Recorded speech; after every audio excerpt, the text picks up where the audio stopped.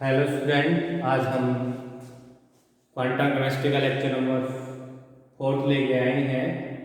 इसमें हम quantum chemistry का एक और एक्सपेरिमेंट यहाँ पर हम स्टडी करेंगे जिसका नाम है क्वांटम इफेक्ट।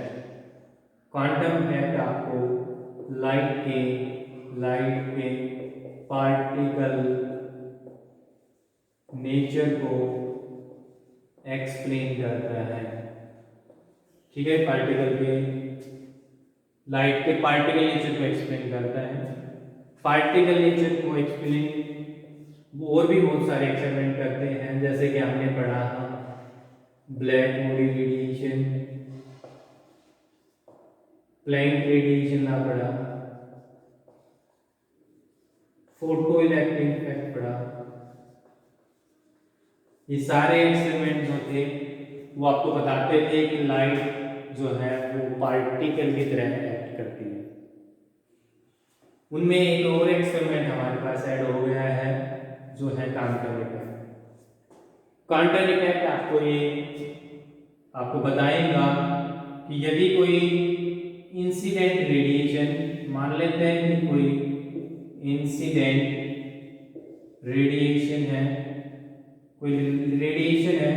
ये यदि कोई सरफेस के ऊपर हो, मॉलिक्यूल हो या इलेक्ट्रॉन हो, किसी के ऊपर भी यदि कोलाइड करती है तो कोलाइड करने के बाद वो रेडिएशन स्कैटर्ड हो जाती है। अब ठीक है भाई, वो रेडिएशन क्या होती है, या आप ये कह सकते हैं कि जो रेडिएशन है इसमें बहुत सारे फोटोन होंगे, और फोटोन की एनर्जी हम मान लेते हैं कि भाई यहाँ पर जो एनर्जी का फोटोन है 20 किलो जूल एनर्जी का है। ये 20 किलो जूल एनर्जी का फोटोन यदि सरफेस पे कोलाइड करेगा तो क्या होता है, ये सरफेस कुछ एनर्जी को एब्जॉर्ब कर लेता है। एनर्जी को क्या करता है, एब्जॉर्ब कर लेता है, या ये कह सकते हो ये फोटोन है कुछ एनर्जी ट्रांसफर कर देता है सरफेस को और स्कैटर्ड हो जाता है। मान लेते हैं ये इस डायरेक्शन में स्कैटर्ड हुआ तो ये स्कैटर्ड फोटोन है, फोटोन की रेडिएशन है। ये मान लेते हैं ये इलेक्ट्रॉन है, वो स्कैटर्ड हो गए हैं, या मॉलिक्यूल्स हैं स्कैटर्ड इस डायरेक्शन में। तो ये जो स्कैटर्ड फोटोन है इनकी जो एनर्जीज होती है, एनर्जी लेस आती है हमेशा। यही एक्चुअल में क्वांटम इफेक्ट है। क्वांटम इफेक्ट में क्या कहा कि जो एनर्जी है, energy of incident radiation is always greater than for energy of scattered radiation. समझे? या दूसरे में हम कह सकते हैं energy of scattered radiation is always less than energy of incident radiation की एनर्जी से कम होगी। एनर्जी मान लेते हैं इसकी एनर्जी E है, इसकी एनर्जी E डैश है, तो E डैश हमेशा ही लेस देन रहता है E से। ठीक है, एक तो ये definition in term of energy. यदि हम इस डेफिनेशन को इन टर्म ऑफ वेवलेंथ की टर्म में यदि हम देखें तो हमें पता है कि energy is equal to H nu और H C by lambda inverse relationship होता है। इसका मतलब ये है कि यदि इसकी एनर्जी कम है तो वेवलेंथ ज्यादा मिलेगी, लैम्डा इज लार्जर। ठीक है भाई, यहाँ पर लैम्डा कम है। ठीक है भाई, तो यहाँ पर डिफाइन यदि हम करें तो जो स्कैटर्ड या वेवलेंथ ऑफ स्कैटर्ड यदि लिखे, वेवलेंथ ऑफ स्कैटर्ड इलेक्ट्रॉन्स या मॉलिक्यूल्स, ठीक है भाई, is greater than wavelength of incident radiation. Incident radiation की जो वेवलेंथ है वो हमेशा ही आपकी क्या होती है, लेस देन होती है स्कैटर्ड रेडिएशन से। ये आपके काम पे नहीं करता। दूसरा, यदि हम इसको ये कहें कि इसकी वेवलेंथ लैम्डा डैश, मान लें इसकी वेवलेंथ लैम्डा है, तो this is implies that lambda is greater than होता है लैम्डा। तो यहाँ पर हमने ये प्रूव करना है कि जो स्कैटर्ड रेडिएशन की जो वेवलेंथ है वो आपके ग्रेटर देन होती है इंसिडेंट रेडिएशन से। ये प्रूव करने के लिए हमें क्या स्टडी करना पड़ेगा, इस कोलिजन को स्टडी करना पड़ेगा। इसको प्रूव करने के लिए हमें क्या करना पड़ेगा, इस कोलिजन को स्टडी करना पड़ेगा जो फोटोन का और मॉलिक्यूल का हो या इलेक्ट्रॉन के साथ हुआ है। इस कोलिजन को यदि हम स्टडी करेंगे तो हमें मिलेगा कि जो स्कैटर्ड हुई वेवलेंथ है उसकी वेवलेंथ एक्चुअल में क्या आती है, लेस ग्रेटर देन आती है इंसिडेंट वेवलेंथ से। तो इसको हम प्रूव करेंगे। यहाँ पर ये रिजल्ट है हमारा, हम प्रूव करेंगे कि lambda dash is always greater than lambda. ये हमें प्रूव करना है। प्रूव करने के लिए आपको क्या कोलिजन कंसीडर करना पड़ेगा और वही हम यहाँ पर करेंगे और हम इसको फिर ड्राइव करेंगे। ठीक है, ये कंसीडर यदि आप समझ गए कि भाई आपको क्या क्या कंसीडर करना है, तो कंसीडर हम यहाँ पर कर रहे हैं कि रेस्ट में इलेक्ट्रॉन्स हैं। यहाँ पर क्या है, ये पॉइंट ए है, ए के ऊपर रेस्ट पे इलेक्ट्रॉन्स हैं, जिसका रेस्ट मास ऑफ इलेक्ट्रॉन जो है वो m नॉट हम यहाँ पे कंसीडर कर रहे हैं। रेस्ट मास ऑफ इलेक्ट्रॉन क्या है, m नॉट। और ये आपका x y एक्सिस डायरेक्शन है, y एक्सिस पे है आपका, और ये आपके पास x एक्सिस है आपके पास। ये आपके पास क्या है, x एक्सिस, ये आपके पास y एक्सिस।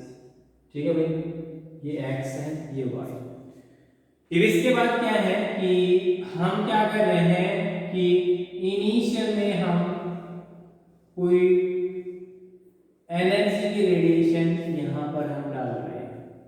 ये आपकी इंसिडेंट रेडिएशन है, इंसिडेंट रेडिएशन है, जिसमें क्या है इंसिडेंट फोटोन होंगे, इंसिडेंट फोटोन होंगे, और उन फोटोन की एनर्जी हम कंसीडर कर रहे हैं, उसकी एनर्जी E, और E हमें पता होता है h में होता है, और मोमेंटम हम T कंसीडर कर रहे हैं, उसकी वैल्यू हमें पता होती है h न्यू c।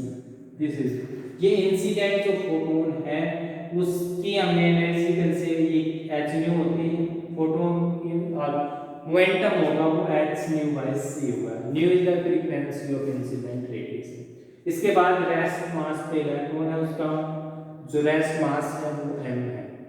ठीक है, वेलोसिटी कुछ नहीं है तो मोमेंटम 0 बनेगा इनिशियली। ठीक है भाई, इसके बाद क्या है कि दोनों का कोलिजन हुआ, कोलिजन होने के बाद दोनों स्कैटर्ड हो जाते हैं। मान लेते हैं इस डायरेक्शन में क्या है, इस डायरेक्शन में फोटोन स्कैटर्ड होता है। ठीक है भाई, ये स्कैटर्ड फोटोन है। इस डायरेक्शन में मान लेते हैं ये स्कैटर्ड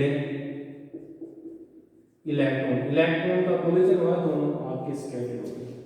मान लेते हैं फोटोन का जो एंगल ऑफ स्कैटरिंग है वो फाई है, और theta is the angle of scattering for electron, और इलेक्ट्रॉन हम ये भी कंसीडर कर रहे हैं कि v वेलोसिटी से एक्चुअल में बाहर निकल रहा है।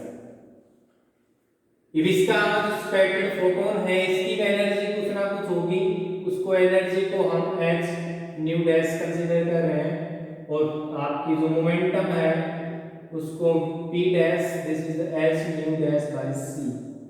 ठीक है, इसी प्रकार से इस डायरेक्शन में इसका मोमेंटम जो होगा वो हम p डबल डैश से लिख देते हैं mv, दिस द मोमेंटम, और जो एनर्जी जो होगी हम e डबल डैश से लिखते हैं mc square the energy for scattered electrons. समझ गए। इसके बाद क्या होती है कि जो एनर्जी जो होती है, एनर्जी द स्केलर क्वांटिटी, और मोमेंटम जो होता है इज द वेक्टर क्वांटिटी। तो स्केलर को तो हम डायरेक्टली ऐड कर सकते हैं, परंतु जो वेक्टर है वो विजुअल होते हैं along x Y axis.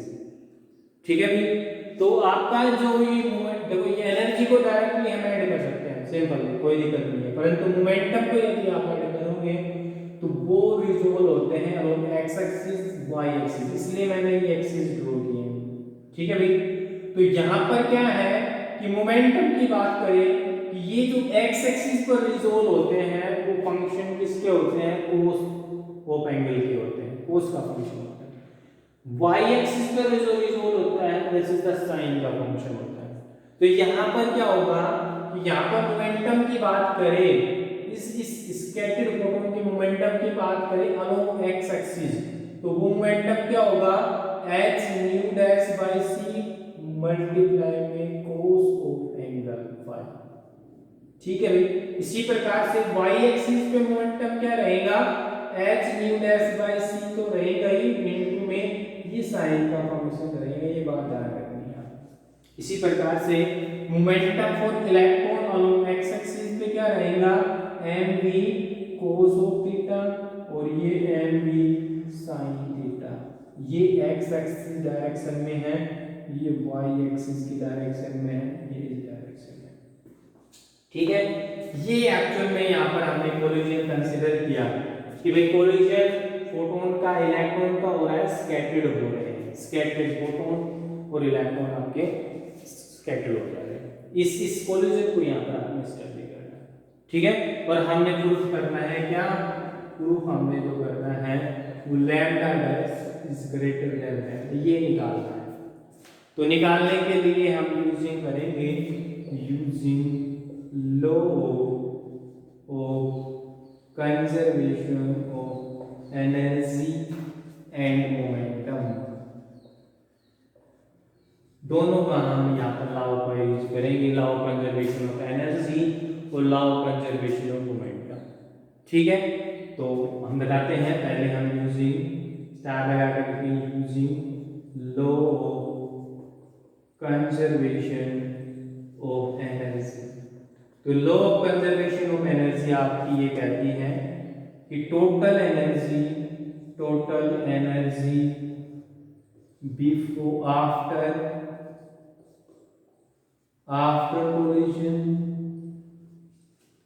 collision is equal to total energy before collision।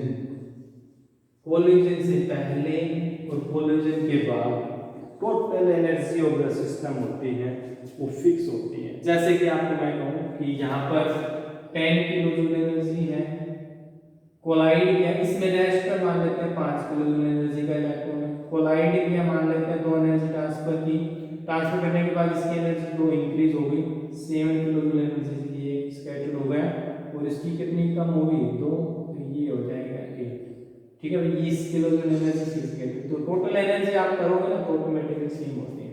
ठीक है, ये this is the law of conservation of momentum, ये हमने एनर्जी का यूज करना है। ठीक है भाई, तो इसका यूज करेंगे हम यहाँ पर, तो हम टोटल एनर्जी बिफोर कोलिजन निकालेंगे। टोटल एनर्जी बिफोर कोलिजन क्या है आपके पास, total energy before collision, collision से पहले कितनी एनर्जी है, बट कोलिजन से पहले आपके दो पार्टिकल, एक प्रोटॉन है और एक इलेक्ट्रॉन है। प्रोटॉन की एनर्जी कितनी है, h न्यू है, प्लस में ये जो इलेक्ट्रॉन है इसका मास m है, this is m not c square is the energy.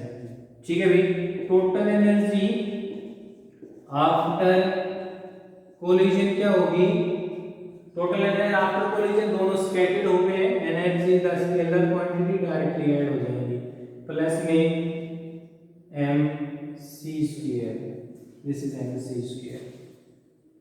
if this is using law of conservation of energy, दोनों इक्वल होते हैं।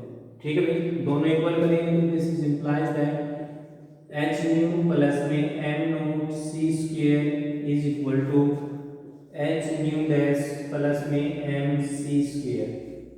यहाँ से हम m c स्क्वायर यहाँ पर निकाल सकते हैं यहाँ से। ठीक है भाई, तो दिस इज इंप्लाइज दैट कि m c square is equal to, ये टर्म है इस तरफ ले आएंगे, एच न्यू माइनस में एच न्यू डैश प्लस में एम नॉट सी स्क्वेयर। इस इक्वेशन को हम इक्वेशन नंबर 1 ले लेते हैं। इसके बाद हम क्या करेंगे कि इसको हम दिस इज इंप्लाइड ऐसे लिख सकते हैं, m c square h common निकाल लो, न्यू माइनस में न्यू डैश प्लस में एम नॉट सी स्क्वेयर। ठीक है भाई, दिस इज, इसको ऐसे लिख सकते हैं। ठीक है, इसके बाद यदि हम स्क्वेयरिंग बोथ साइड यदि हम करें तो m स्क्वेयर c की पावर 4 हो जाएंगे, इस टर्म का स्क्वायर प्लस इस टर्म का स्क्वायर प्लस 2ab ऐसे करना है हमें, f स्क्वायर न्यू का स्क्वायर प्लस में न्यू डैश का स्क्वायर माइनस में 2 न्यू डैश प्लस में m नॉट का स्क्वायर c की 4 प्लस में 2h m not c square nu minus में nu dash. This is the square, यदि आप बोलेंगे तो ये हो जाएगा आपके पास। ठीक है, इस इक्वेशन को हम दे देते हैं इक्वेशन नंबर सेकंड इक्वेशन। तो ये हमने दो इक्वेशन यहाँ पर निकाली है। ये क्या यूज करके निकाली है, law of conservation of energy. तो ये दोनों इक्वेशन यहाँ पर लिख देते हैं, फिर हम क्या करेंगे, m c square is equal to H nu minus में न्यू डैश प्लस में m nought c square. This is the equation number 1।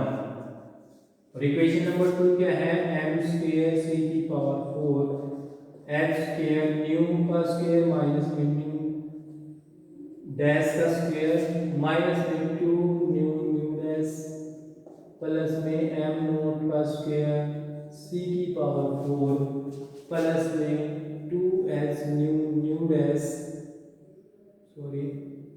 M nought c square nu minus में न्यू डैश। ठीक है, ये इक्वेशन नंबर आ गया आपकी second.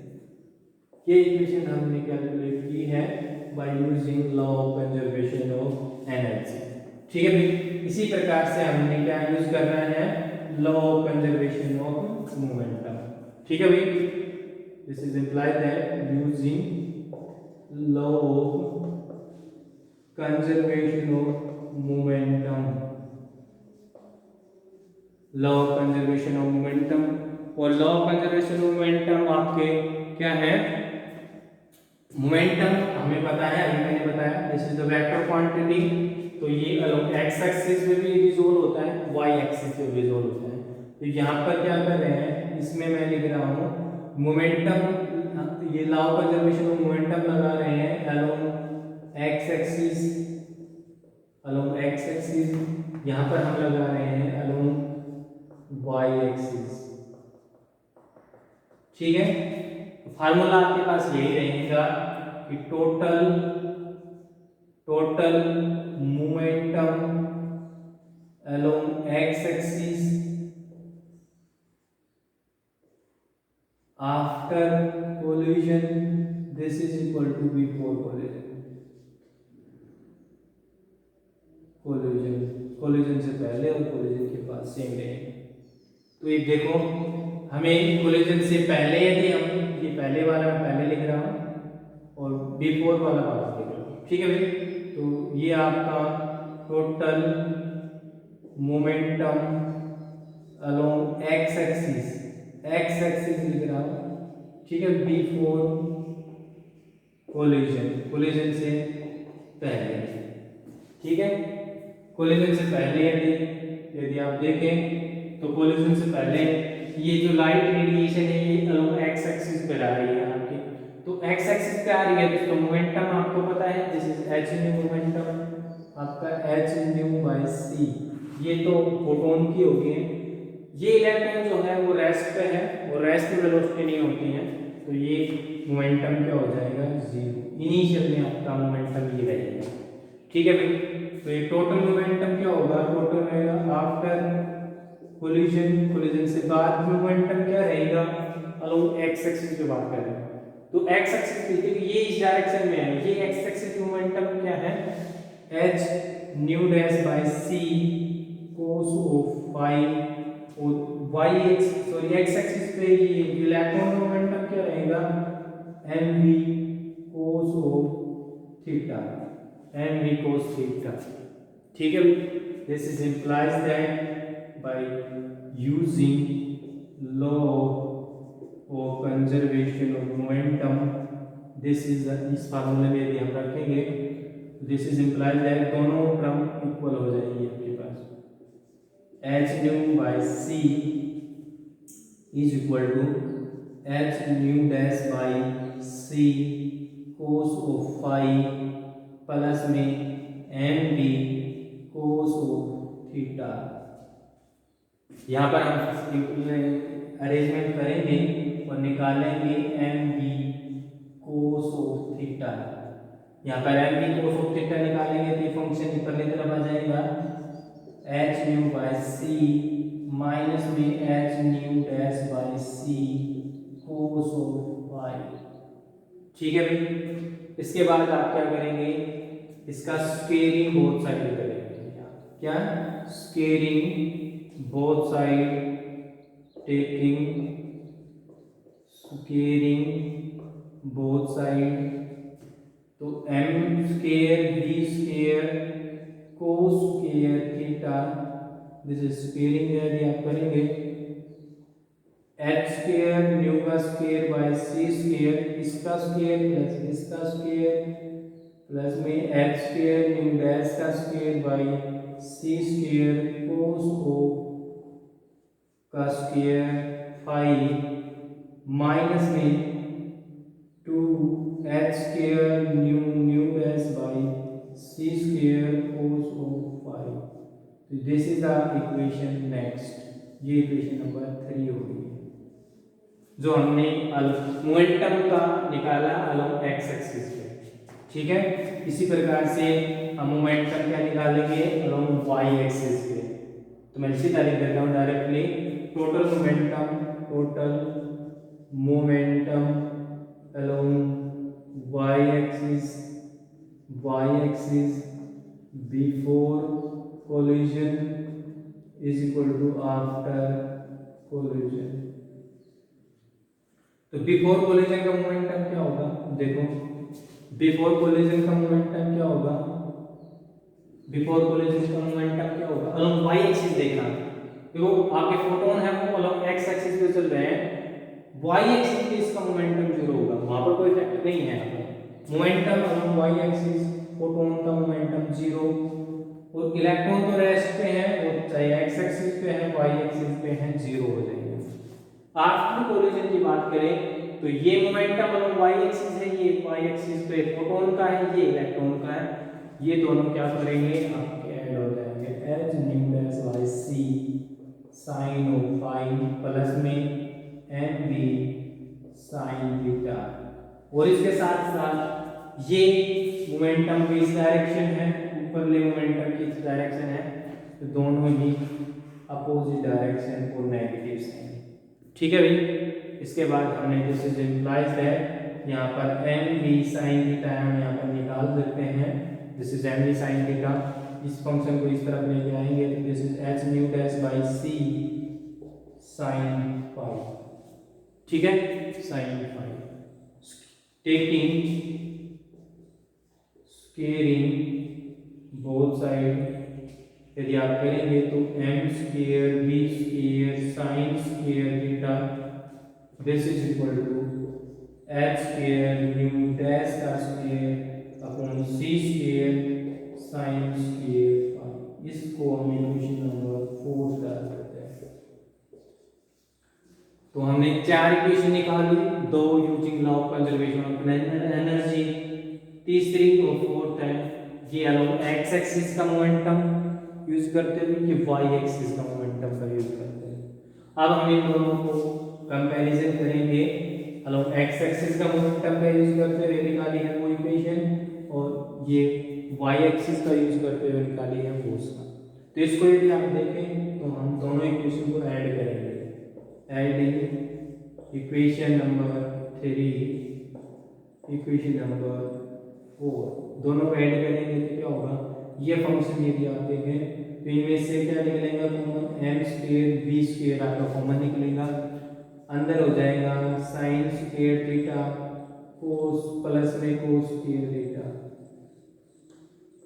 ठीक है, ये फंक्शन ऐसा कैसा रह जाएगा, this is implied is equal to H square mu square by C square. इसके बाद ये फंक्शन यदि आप देखें ये फंक्शन सेम है तो इसमें से कॉमन निकाल लो, एच स्क्वायर म्यू डैश का स्क्वायर बाय सी स्क्वायर और अंदर फिर से वही बचेगा cos square phi plus sine square phi. ठीक है भाई, इसके बाद ये फंक्शन बन जाता है माइनस में 2 H square mu mu dash upon में c square cos of phi. ठीक है भाई, तो हमारे पास ये आपके पास आ गई है। इसके बाद हम इस फंक्शन को इज इक्वल टू 1 होता है ये वैल्यू 1 होगी। This is implies that m square B square की वैल्यू जो होगी वो h square nu square by C square plus में एच स्क्वायर न्यू डैश का स्क्वायर बाय सी स्क्वायर 1 हो जाएगा ये वैल्यू और माइनस में 2 H square nu nu dash upon में c square cos of phi. ठीक है, ये हमारे पास इक्वेशन निकल आई है। इसके बाद हम इसको क्या करेंगे, सी से मल्टीप्लाई करेंगे, multiply both side by C square. C square से ये मल्टीप्लाई करेंगे तो क्या होगा, M square B square C square this is equal to H square nu square, इसी कैंसिल आउट हो जाएगा, प्लस में एच स्क्वायर न्यू डैश का स्क्वायर माइनस में 2 H square nu nu dash cos of phi. तो ये equation निकली आई है हमारे पास by using law of conservation of momentum. इस इक्वेशन को दे देते हैं हम नंबर 5 इक्वेशन। ठीक है, इस इक्वेशन को दे देते हैं इक्वेशन नंबर 5। तो ये इक्वेशन मैं ऊपर लिख देता हूँ। ये जो इक्वेशन हमारे पास निकल के आई है m square B square C square is equal to H square nu square plus में एच स्क्वायर न्यू डैश का स्क्वायर माइनस में 2 H square nu nu dash cos of phi. ये इक्वेशन नंबर क्या है, 8 है। ये इक्वेशन किसको use करते हुए आई है, law of conservation of momentum का यूज करते हुए निकल के आई है आपकी ये इक्वेशन। ठीक है, इसका यूज करते हुए हम क्या करेंगे, इन दोनों को इक्वेशन का यूज करेंगे।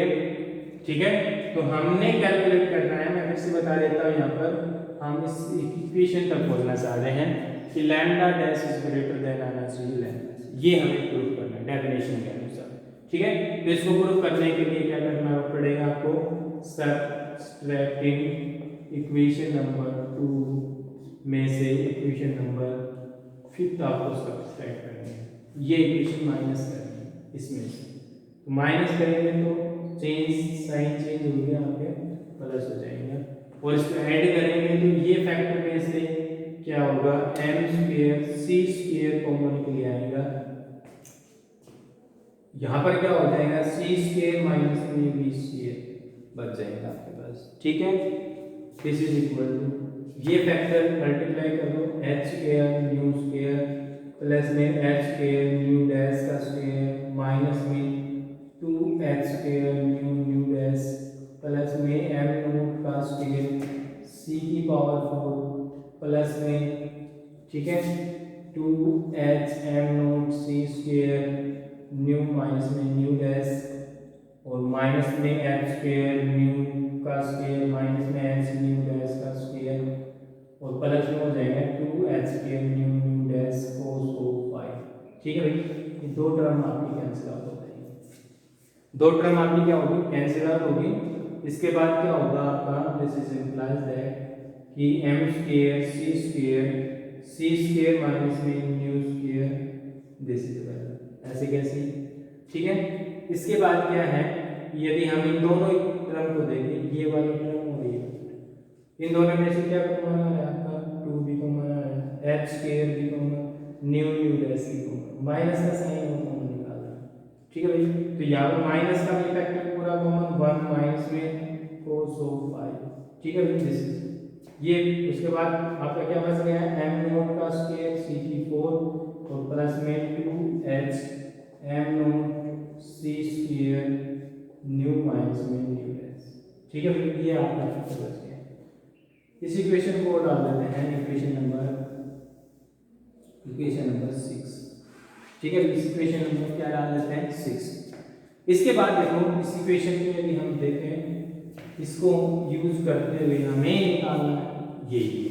ठीक है भाई, इस इक्वेशन का यूज करना है आपने और क्या निकालना है, तो इसने काउंटर ने क्या किया, by using Einstein theory of relativity कि जो मास होता है this is the rest mass का रिलेशनशिप होता है v square by c square, this is rest mass और मास होगा। ठीक है भाई, इन दोनों का रिलेशनशिप यहाँ से हम क्या निकाल सकते हैं, m स्क्वायर निकाल सकते हैं। m स्क्वायर क्या होगा, m नॉट का स्क्वायर हो जाएगा 1 माइनस में v square by c square, this is implies that m naught का स्क्वायर c स्क्वायर माइनस में v स्क्वायर, एलसीएम लेंगे तो आपका ये बन जाएगा। तो ये जो m स्क्वायर की जो वैल्यू है वो यहाँ पर आपको रखनी है। ठीक है भाई, तो using value of m square की वैल्यू यदि आप यहाँ पर रखेंगे तो मैं डायरेक्टली यहाँ पर लिख देता हूँ, यदि आप m स्क्वायर की जगह यहाँ पर रखेंगे कि m नॉट का स्क्वायर c स्क्वायर मल्टीप्लाई में c स्क्वायर माइनस में v स्क्वायर, ये फैक्टर कैंसिल आउट होगा तो ये आपका क्या बन जाएगा, m नॉट का स्क्वायर c की पावर 4 बन जाएगी। ठीक है भाई, तो यानी कि इक्वल की उल्टी तरफ क्या रह गया, m नॉट का स्क्वायर c की पावर 4 और m नॉट का स्क्वायर c की पावर 4 ये यहाँ पर है, ये कैंसिल आउट कर देंगे। ठीक है भाई, तो this is implies that equation number 6 किसमें कन्वर्ट हो गई है आपकी ये जो फैक्टर यदि हम बराबर की दूसरी तरफ लेके आए तो दिस इज इंप्लाइज दैट कि 2h m not c square nu minus में nu dash, this is equal to, ये पहली तरफ लेके जाएंगे तो हो जाएगा 2h square nu dash 1 minus में cos ऑफ 5, ये हो जाएगा। h से h कैंसिल हो जाएगा, 2 से 2 कैंसिल हो जाएगा। तो this is implies that simplify करना है वो कुछ नहीं है, सिंपलीफाई करना है अपने m naught c square nu minus में nu dash is equal to h nu dash और आपके पास 1 माइनस में cos ऑफ 5। इसके बाद और सिंपलीफाई करेंगे, हम इसको सिंपलीफाई करना है और